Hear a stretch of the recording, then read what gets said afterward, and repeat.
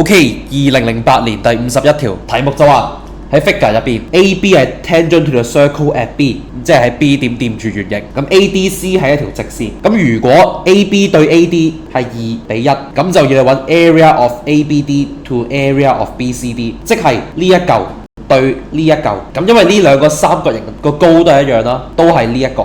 咁所以如果要揾佢哋嘅 area ratio 咧，只需要揾到佢哋嘅底邊 ratio， 即係 AD 比 DC， 咁就 OK 啦。咁因為呢條係 tangent 同埋 angles in alternate segment 嘅關係，咁所以咧呢一隻角都要呢一隻角，同埋大家都有呢一隻 common angle， 所以其實呢兩個三角形係 similar 嘅。咁我哋將呢兩個 similar triangle 畫咗出嚟啦。咁因為 AC 呢條邊係包含到 AD 同埋 DC， 咁所以我哋假設 DC 係 K 啦，其實個 ratio 就係1:K。